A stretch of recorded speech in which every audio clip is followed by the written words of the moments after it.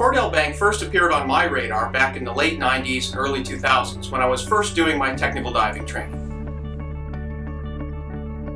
I remember reading an article by a gentleman named Eric Macon about Cordell Bank, and I was absolutely blown away by his descriptions of the really remarkable bathymetry that exists out there, with pinnacles coming up from incredible depths all the way to about 120 feet from the surface.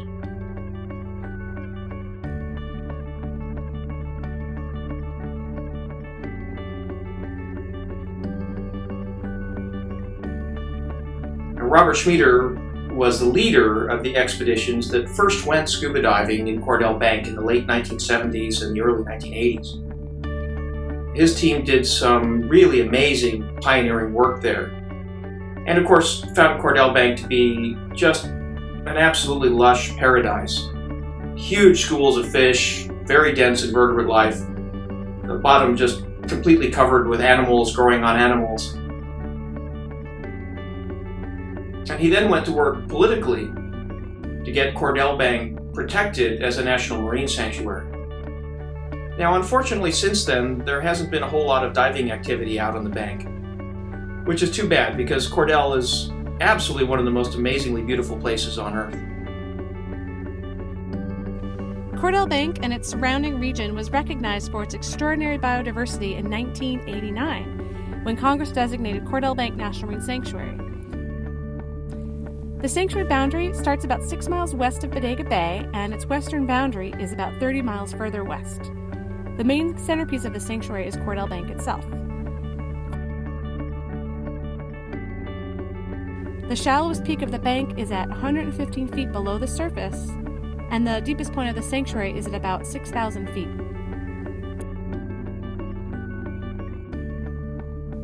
The sanctuary's mission is to protect and conserve the site's biological resources while allowing uses that are compatible with long-term protection. The sanctuary has research, education, and resource protection programs to address conservation issues.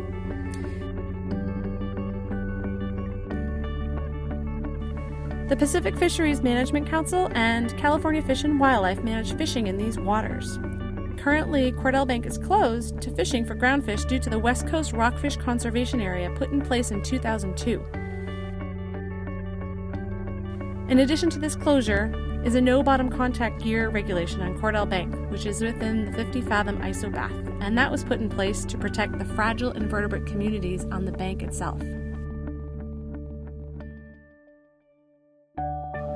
Global Underwater Explorers is an organization that's dedicated to education, conservation, and research of the underwater world. One of our core missions is to train divers to a high level of proficiency and capacity so that not only may they safely recreate in the underwater environment, but that they can also contribute to research and conservation efforts through their activities. Locally, within the Bay Area Underwater Explorers, or BAUE affiliate group, we have been actively diving and exploring the areas around Monterey, Carmel, and the Big Sur coastline for over 10 years. In many ways, the Cordell Bank project is a natural extension of our past activities further south and has allowed us to apply our previous experiences to the challenge of documenting this truly exceptional place.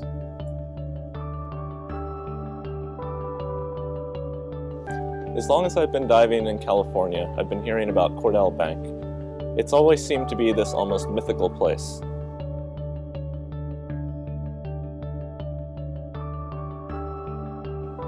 This year's project really came into focus during a BAUE planning meeting.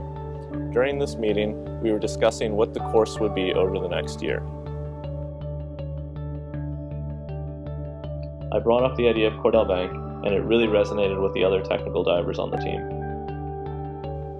There were really 3 primary logistical concerns that needed to get sorted out for Cordell Bank. The first was having a boat that was capable of operating 20 miles out and that had a captain and crew that were familiar and comfortable with our procedures.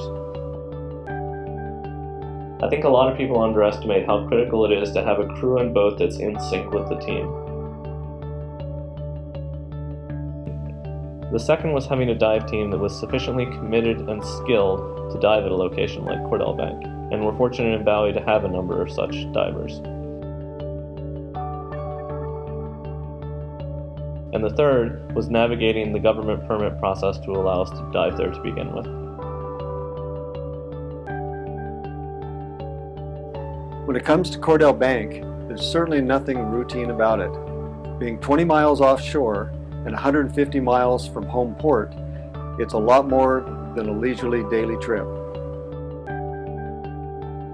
This is a significant challenge, even without the unpredictable weather, strong currents, and fog, which could prevent doing the dives even after all the effort to get there. Diving remote areas requires a high level of coordination between the boat crew and the dive team. We have a unique situation where the crew and divers have worked together for years, refining standardized procedures that ensure we can have safe diving regardless of the location.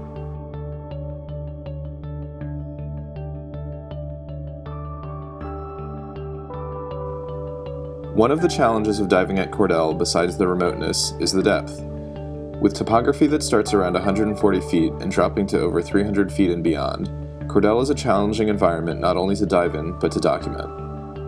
With bottom times in our dives averaging 40 to 45 minutes in duration at those depths, we must utilize special breathing gas mixtures containing helium, as well as plan periodic stops on the way back to the surface totaling around 50 minutes in duration in order to allow our bodies to properly and safely decompress.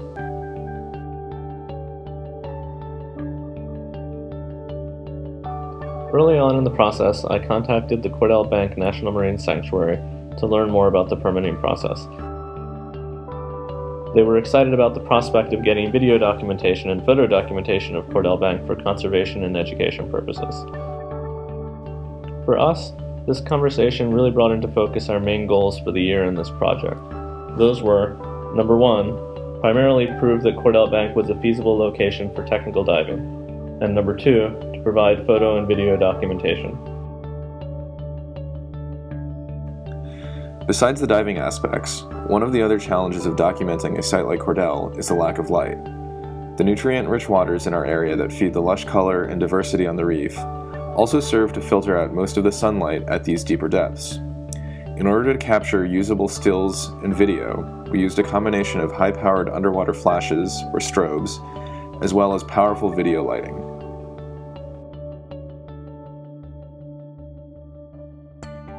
After months of planning and waiting, the week of our weather window finally arrived. The marine forecast looked excellent, and on Monday afternoon, we got the call that the boat was well on its way to Bodega Bay from Monterey, and we'd be making our first dive attempt Tuesday morning. We left the dock at dawn on Tuesday and found nearly perfect boating conditions. There was almost no wind or swell, and surface visibility was virtually unlimited. We made it out to the bank in excellent time and had no trouble installing a downline at our first dive site, Craine's Point. After years of talking about it and months of planning, we'd made it out to the site, which was, in everyone's mind, one of the biggest hurdles and probably the biggest hurdle to diving Cordell Bank. The first team deployed and found a somewhat brisk surface current, though that slackened below the surface. The visibility near the surface was somewhat murky, but that too improved once we got deeper, and by the time we got to the bottom we had very good visibility, though it was quite dark.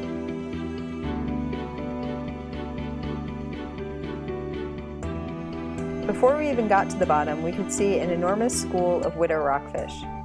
We found this interesting both because of the impressive size of the school and because we don't usually see adult widow rockfish in the Monterey and Carmel area, but here they were everywhere.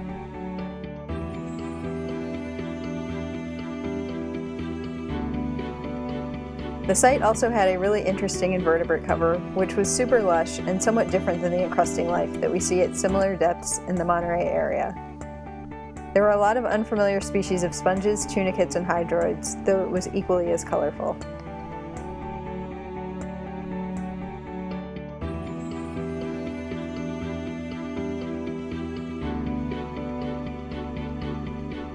We found Cordell to be absolutely every bit as advertised.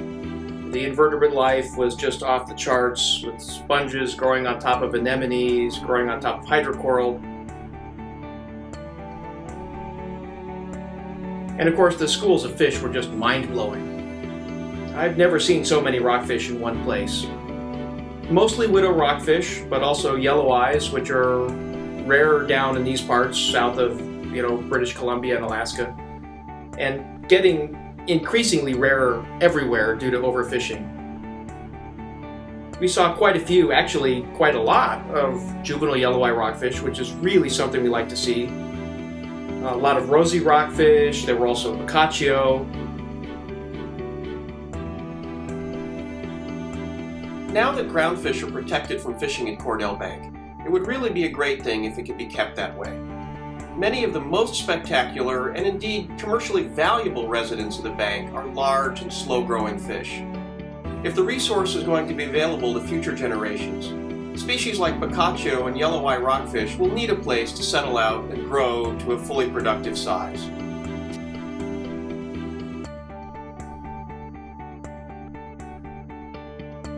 Given the almost mythical status of Cordell Bank, my visions of diving there involved scootering down through blue water, dodging whales into giant clouds of fish. And to be honest, it pretty much met those expectations.